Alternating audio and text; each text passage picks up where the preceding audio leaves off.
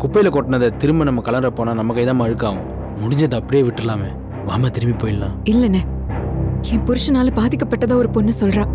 அதை பத்தி நான் தெரிஞ்சுக்கணும். வாங்க.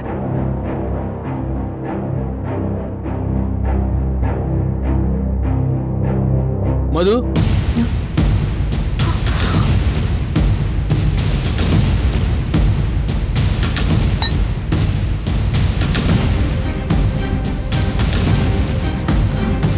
வாங்க.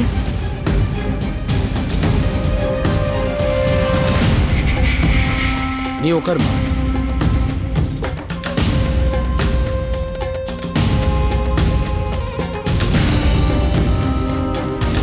மது, சரஸ்வதி உங்கள்கிட்ட கொஞ்சம் பேசணும்.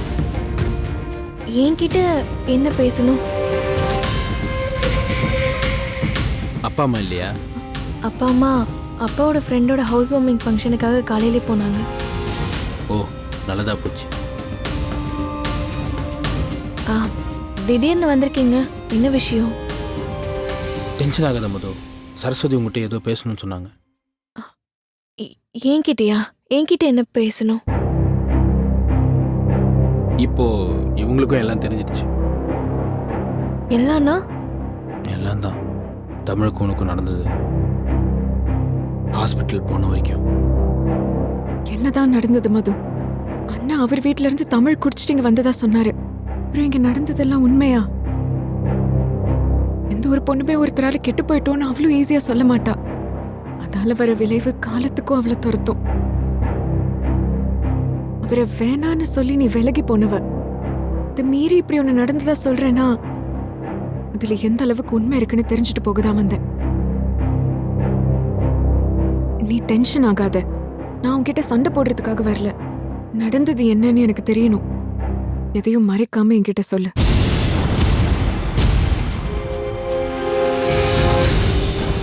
எப்படி சொல்றதுனே தெரியல. அது அன்னைக்கு எங்க வீட்டில் இல்ல, அதுக்கு முன்னாடி நான் அவருக்கு கால் பண்ணி இல்ல, அன்னைக்கு மாமா வந்ததுக்கு அப்புறம் 2வது நாள்னு நினைக்கிறேன். இங்க ரவுடிங்க வந்து அப்புறம் மாமா வந்து அதுக்கப்புறம் அதனாம சொல்லு மது. அன்னைக்கு ரெஸ்டாரண்ட்ல உங்களை மீட் பண்ணோம், ஞாபகம் இருக்கா? ஆமா, நீ கல்யாணம் பண்ணிக்க போறவரும் உன் கூட இருந்தாரு.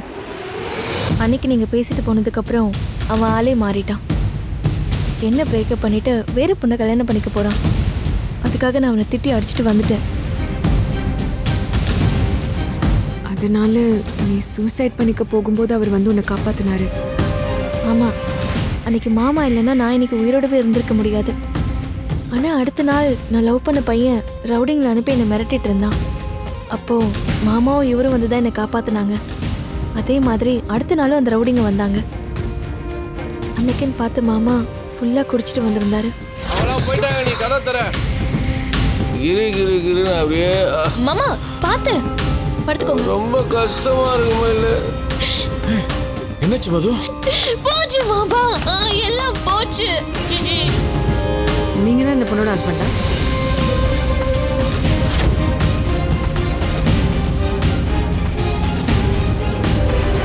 என் லைஃப்ல இப்படிலாம் நடக்கும் நான் நினைச்சு கூட பார்த்ததில்ல.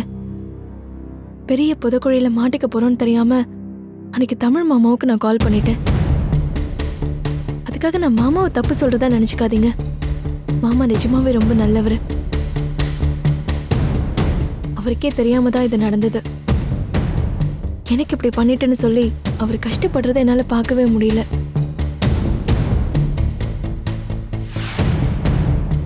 சரஸ்வதி, அவ சொல்றதுலே தெரியலையாமா? அவன் மேலேயும் நம்மளால எதுவும் தப்பு சொல்ல முடியாது. பாவம், அவளும் ரொம்ப கஷ்டப்பட்டிருக்கா. நான் மாமாவை மேரேஜ் பண்ணிக்க மாட்டேன்னு சொல்லி ஹர்ட் பண்ணிருக்கேன். நான் அவருக்கு பண்ண துரோகத்துக்கு தான் எனக்கு இந்த பனிஷ்மெண்ட் கிடைச்சிருக்கு. தயவு செஞ்சு நீங்க மாமா மேல கோவப்படாதீங்க. உங்களுக்குள்ள இதனால எந்த ப்ராப்ளமும் வரக்கூடாது. நான் அவர்கிட்டயே சொல்லிருக்கேன், அவர் எனக்கு கடவுள் மாதிரி. அவரு கஷ்டப்படுறதை என்னால பார்க்க முடியாது. ப்ளீஸ் நீங்களும் இதை பெருசு பண்ணி மாமா கூட சண்டை போடாதீங்க. அவரை விட்டு பிரிஞ்சு போயிடாதீங்க. உங்களுக்கு பனிஷ்மெண்ட் கொடுக்கணும்னு தோணுச்சுன்னா எனக்கு கொடுங்க. ஆனா மாமாவை ஹர்ட் பண்ணிடாதீங்க ப்ளீஸ். மாமா நல்லா இருக்கணும். உன் லைஃப்பை பத்தி நீ இப்ப என்ன முடிவு பண்ணிருக்க? என்னை பத்தி உங்களுக்கு எதுவும் பயம் வேண்டாம். எனக்கு நியாயம் வேணும்னு நான் எந்த சண்டையும் போட மாட்டேன். இன்னைக்கு நான் என் சொந்த காலில் நிற்க முடியும்னு ஒரு நம்பிக்கை இருக்கு. அது கொடுத்தது மாமா தான். பெங்களூர்ல ஒரு ஜாபுக்கு அப்ளை பண்ணியிருக்கேன். கண்டிப்பா கிடைச்சிரும். நான் போயிடுவேன். இதுக்கப்புறம் என் பேரை கூட நீங்க ஞாபகம் வச்சுக்க வேண்டிய அவசியம் இருக்காது. மாமாவும் நீங்களும் நடந்த எல்லாத்தையும் மறந்துட்டு சந்தோஷமா இருங்க. எனக்கு அதுவே போதும். சரஸ்வதி, பாத்தியாம்மா, இதே இடத்துல வேற ஒரு பொண்ணா இருந்தா இந்த விஷயத்தை ஊருக்கே தெரியற மாதிரி பெருசாக்கி இருப்பா. ஆனா அவ வீட்டுல கூட சொல்லாம தமிழுக்கு எந்த கெட்ட பேரும் வராம பாத்துக்கிட்டாமா. கருவை கலைக்கிற விஷயத்துல கூட விதமா தைரியமா முடிவெடுத்தா. மதுவால கண்டிப்பா எந்த ப்ராப்ளமும் வராது சரஸ்வதி. எதுவுமே இருக்காதுன்னு நினைச்சு வந்தேன். ஆனா காலமும் சூழ்நிலையும் நிறைய விளையாடி வச்சிருக்கு. எனக்கு என்ன சொல்றதுன்னே தெரியல. உங்க நிலைமை எனக்கு புரியுது. நீங்க எதுவும் சொல்ல வேண்டாம். மாமாவே என்கிட்ட 1000 தடவை மன்னிப்பு கேட்டாரு. இதுல யாரையும் தப்பு சொல்ல முடியாது.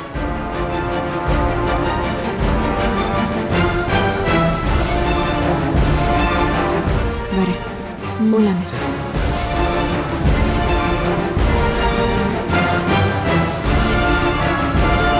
நிஜமாவே நீ இது ஒரு பிரச்சனை ஆக்க மாட்டல? சத்தியமா இல்லைங்க. இதுக்கு மேல மாமாவை பார்க்கவோ பேசவோ மாட்டேன். நீங்க கவலைப்படாதீங்க.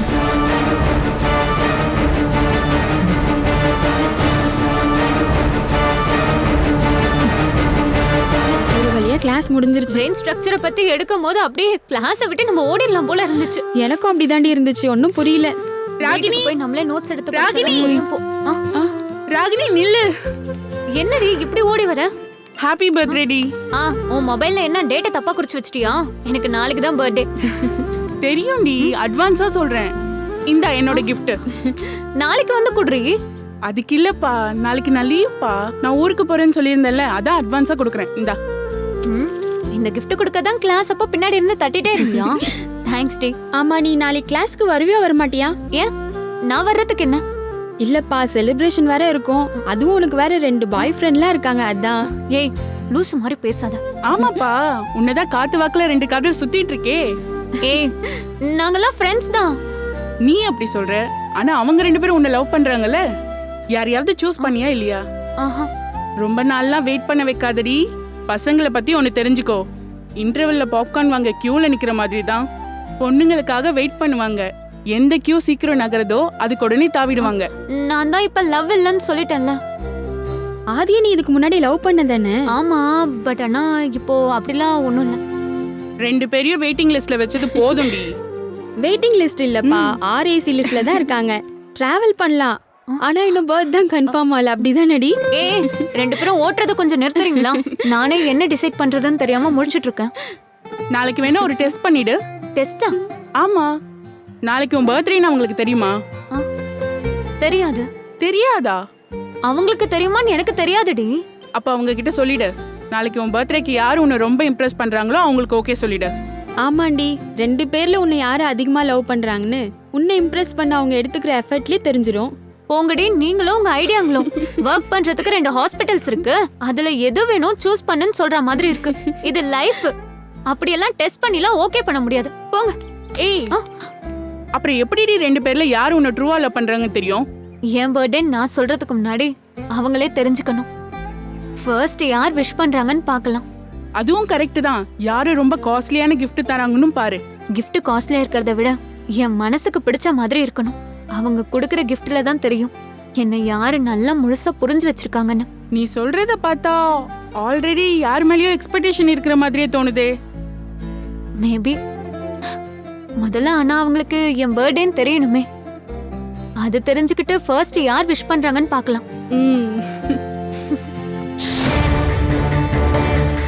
வீட்டுக்கே வந்துட்டாளா? ஆமா மேடம். அவ வந்தப்ப நானே ஒரு செகண்ட் ஷாக் ஆயிட்டேன். கொஞ்சம் டென்ஷனா தான் இருந்தேன். அப்புறம் எப்படியும் மேனேஜ் பண்ணிட்டேன். அப்போ அவளுக்கு எல்லாமே தெரிஞ்சிருச்சு இல்லையா? மாமா எல்லாத்தையும் உளறிட்டாரு போல. அபார்ட் பண்ண வரைக்கும் நானும் எல்லாத்தையும் சொல்லிட்டேன். அவ உன்னை நம்பிட்டால? நம்பிட்டான். அவ என்கிட்ட சண்டை கூட போடல. எதுவும் பிரச்சனை பண்ண மாட்டேன்னு பயந்து தான் கேட்டா. மாமா கிட்ட சொன்ன மாதிரியே இவகிட்டயும் என்னால எந்த பிரச்சனையும் வராது, நான் வேலையை தேடி வெளியூர் போறேன்னு சொல்லிட்டேன். எனக்காக ஃபீல் பண்ணிட்டு தான் போனா. அதெல்லாம் வெறும் ஆக்டிங் தான், அதெல்லாம் நம்பாத. கொஞ்ச நாள் கழிச்சு தான் இதெல்லாம் அவளுக்கு தெரியணும்னு பிளான் பண்ணேன். இட்ஸ் ஓகே, இப்பவே தெரிஞ்சதும் நல்லதுதான். மேம், இப்ப மாமாவோட வீட்டுக்கும் தெரிஞ்சிருமே. நோ நோ, சரஸ்வதி வீட்ல கண்டிப்பா இத சொல்ல மாட்டா. தான் லைஃப் போயிருமேன்னு பயத்துல இருப்பா. அத காப்பாத்திக்க அமைதியா தான் இருப்பா. நம்ம நினைச்ச மாதிரியே மாமாவுக்கும் சரஸ்வதிக்கும் சண்டை வரும்ல. வரும். ஆனா இது வெளியே தெரியாம இருந்தா அவங்களுக்குள்ளவே பேசி காம்ப்ரமைஸ் ஆகுறதுக்கும் சான்சஸ் இருக்கு. இப்ப என்ன பண்றது மேடம்? 2 பேர் மட்டும் அடிச்சுக்கிட்டா அது சாதாரண சண்டை. கூட்டமா சேர்ந்து அடிச்சாதான் அது கலவரம். இப்போ ஒரு கலவரத்தை தான் நாம கிரியேட் பண்ணணும். இந்த பிரச்சனை முடியறதுக்குள்ள இதை இன்னும் பெருசா மாத்தணும். நம்ம பிளானோட ஃபைனல் ஸ்டேஜுக்கு வந்துட்டோம். தமிழோட மொத்த ஃபேமிலிக்கும் இந்த விஷயம் தெரியணும். அப்ப எங்க வீட்டுக்கும் தெரிஞ்சிருமே மேம். ஃபர்ஸ்ட் அங்கிருந்து தான் ஆரம்பிக்கணும். இப்போ உங்க அப்பா அம்மாக்கு தான் முதல்ல இந்த விஷயம் தெரியணும். அவங்களுக்கு தெரிஞ்ச அம்மா என்ன அடிச்சே கொன்னுடுவாங்க. எனக்கு பயமா இருக்கு மேம். பயப்படாத, நான் தான் இருக்கேன்ல, உனக்கு எதுவுமே ஆகாது. சரஸ்வதியையும் தமிழையும் நிரந்தரமா பிரிக்கிறதுக்கு நமக்கு ஒரு சான்ஸ் கிடைச்சிருக்கு. அவளால உன் லைஃப் என்ன ஆச்சுங்கிறத மறந்துட்டியா? என் ஃப்ரெண்ட்ஸ் கூட எனக்கு கால் பண்றதை ஸ்டாப் பண்ணிட்டாங்க மேம். ஆஃபீஸ்ல இருக்கிற யார் கூடயும் நான் காண்டாக்ட்லேயே இல்லை. என் ஆஃபீஸ் குரூப் சாட்ல எல்லாரும் என்னை பத்தி பேசி சிரிச்சிட்டு இருக்காங்க. நான் லவ் பண்ண பையன் வர கல்யாண இன்விடேஷனை குரூப்ல ஷேர் பண்ணிருக்கான். அந்த சரஸ்வதியாலையும் அவளோட பாட்டியினாலையும் நான் ஆசைப்பட்ட லைஃபே எனக்கு போயிடுச்சு. அதை சீக்கிரத்துல மறக்க மாட்டேன் மேம். உன் பெயின் எனக்கு புரியுது. உனக்கு இருக்கிற இந்த வலி சரஸ்வதிக்கு புரியணும். அடிச்சா வலிக்குன்னு சொல்றதை விட அடிப்பட்டாதான் அந்த வலி புரியும். அவளுக்கு இன்னைக்கே புரிய வைக்கணும். சொல்லுங்க மேம், நான் என்ன பண்ணணும்?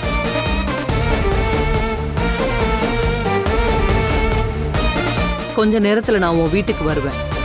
அப்ப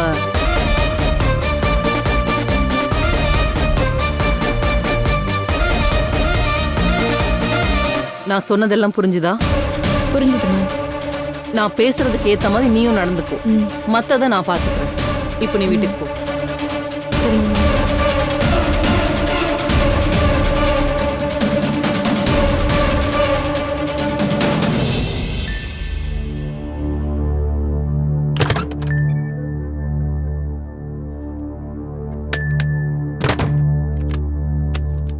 எனக்கு கம்பெனியில் கொஞ்சம் வேலை இருக்கு, நான் கிளம்புறேன். டைம் ஆயிடுச்சு. ஒரு நிமிஷம். எனக்கு எல்லாம் தெரியும்.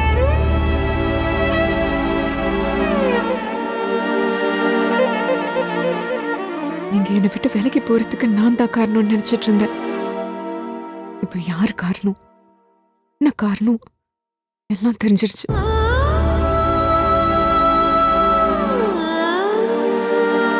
என்ன சொல்ற? மது மது வீட்டுக்கு நீங்க போனது, குடிச்சிருந்தது, உங்க நடந்தது, கடைசியா ஹாஸ்பிட்டல், எல்லாமே தெரியும்.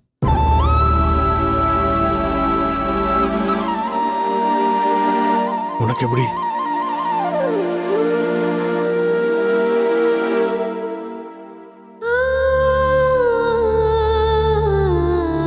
நேத்து நீங்க தான் உளர்னீங்க. உங்ககிட்ட கேட்டு கஷ்டப்படுத்த வேணாமேன்னு நமச்சி என்னன்னு பார்க்க போனேன். அங்கிருந்து மதுவையும் போய் பார்த்தேன். எல்லாத்தையுமே தெரிஞ்சுக்கிட்டேன்.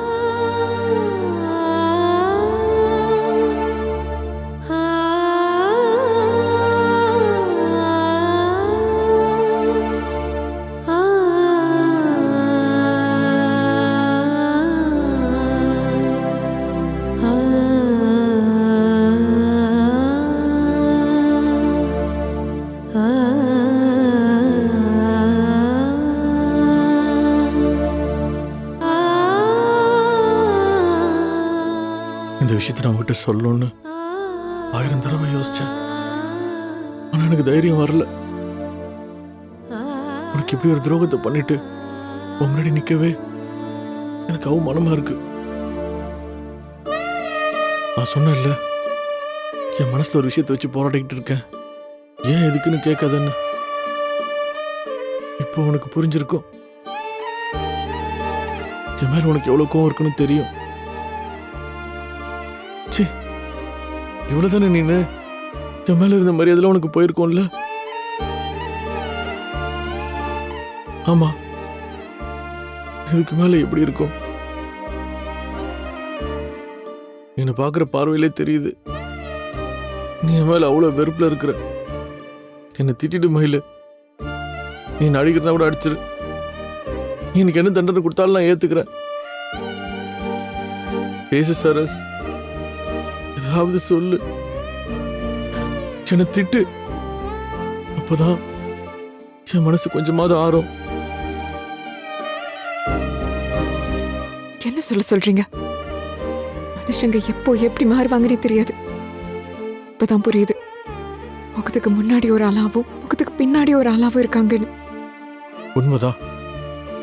இத்தனை நாள் உங்ககிட்ட நான் பொய்யா நடிச்சுக்கிட்டு இருந்திருக்கேன். நானா இல்ல, என்னால் அப்படி இருக்கவும் முடியல. ஒரு விஷயம் கேட்கவா? திரும்ப அந்த பொண்ணுகிட்ட பேசாதீங்கன்னு சொன்னேன்ல? ஆமா. என்ன பேசியிருக்கீங்க? அது மறுபடியும் இந்த ரோடிங் வந்து பிரச்சனை பண்ணனாலதான் அங்க போக வேண்டியதாயிடுச்சு. தப்புதான், நான் சொல்லாம போனது தப்புதான். நம்பிச்சு என்னோட போனப்பவே என்கிட்ட இருந்து மறைச்சிட்டீங்கல்ல? அதெல்லாம் என்கிட்ட சொல்லியிருந்தா விஷயம் இவ்வளவு தூரம் வந்திருக்காதே. தப்புதான். உங்க தப்பு மட்டும் இல்லைங்க, ஏன் தப்பும் இதுல இருக்கு. இன்னைக்கு நான் சண்டை போட்டதுனாலதான் நீங்க பாதி ராத்திரியில கிளம்பி போனீங்க. அப்போ இது வரைக்கும் நடந்த எல்லா தப்புலயும் எனக்கும் பங்கு இருக்குல்ல? இன்னைக்கு நான் உங்களை வெளியில போக விடாம இருந்திருந்தா இவ்வளவு தூரம் இது வளர்ந்துருக்காது. அன்னைக்கு நான் ஏன் வெளியில போனேன்னு நானே என்னை கேட்டு திட்டிக்காத நாளே இல்லை. உங்ககிட்ட நான் சண்டை போட்டு வெளியே போகாம இருந்திருந்தா அடுத்தடுத்து இவ்வளவு பிரச்சனைகள்லாம் வந்திருக்காது. இன்னைக்கு என் மனசுல இருந்த விஷயத்த உரிமையா சொல்லியிருந்தா நீங்களும் வெளியில போயிருந்திருக்க மாட்டீங்க. பேசாதீங்கன்னு சொன்னதுக்கு அப்புறமும் நீங்க அந்த பொண்ணு கிட்ட பேசினது என்கிட்ட சொல்லியிருந்தாலும் இதெல்லாம் நடந்திருக்காது. நாம 2 பேரும் ஒருத்தருக்கு ஒருத்தர் வெளிப்படையா இல்லாம போனதுனாலதான் 3வது ஆள் நடுவுல வர்றதுக்கு காரணமா இருந்திருக்கு. உண்மைதான். இந்த விஷயத்தை நான் ஆரம்பத்தில் உங்ககிட்ட சொல்லியிருக்கணும். இப்போ உன் முன்னாடி நான் கூனி குறுகி போய் நிற்கிறேன். இந்த விஷயம் வீட்டில் இருக்கிறவங்களுக்கு, அம்மா அப்பாவுக்கெல்லாம் தெரிஞ்சதுன்னா என்ன சொல்லுவாங்க? வீட்டுக்கு எதுக்கு தெரியணும்? இல்ல, உனக்கு தெரிஞ்சிருச்சுல. ஆமா, கண்ணை மூடிட்டு இவ்வளவு நாள் இருந்திருக்கேன். இப்பதான் கண்ணை திறந்து பாக்குறேன். யார் யார் எப்படின்னு புரியுது. என்ன அந்த அளவுக்கு வெறுக்கிறல்ல?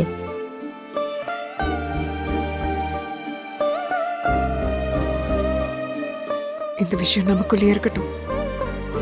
இவ்வளவு நாள் ரகசியமா தானே இருந்தது, இனிமேலும் அப்படி இருக்கட்டும். அத்தைக்கு இது தெரிஞ்சு அவங்க தாங்கிக்க மாட்டாங்க. உங்களுக்கு உங்க மேல நிறைய மரியாதை இருக்கு. அது போற மாதிரி அவங்க காதுக்கு எதுவும் எட்ட வேணாம். எப்படி சரஸ், இவ்வளவு நடந்ததுக்கு அப்புறமாவும் என் பேர் கெட்டு போக கூடாதுன்றதுக்காக நீ இவ்வளவு யோசிக்கிற? இதே வேற ஒரு பொண்ணா இருந்திருந்தா என் கூட சண்டை போட்டு என் மூஞ்சில காரி துப்பிட்டு போயிருப்பா.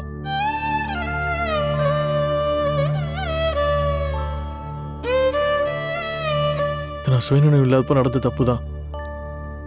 ஆனா அதுக்காக அதை நான் நியாயப்படுத்த விரும்பல. உனக்கு நான் பண்ணது மிகப்பெரிய துரோகம். ஆனா அதை விட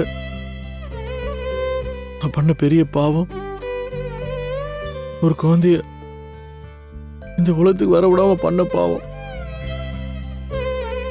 இனிமே என்னால் நிம்மதியாவே இருக்க முடியாது.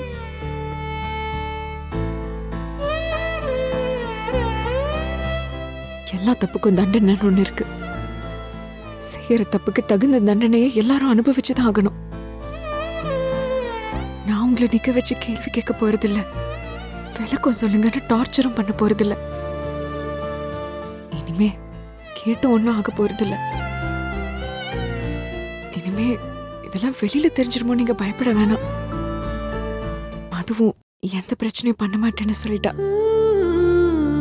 இனிமே உங்களுக்கு கவலை வேணாம். கிச்சன்ல வேலை இருக்கு, அது தேடுவாங்க.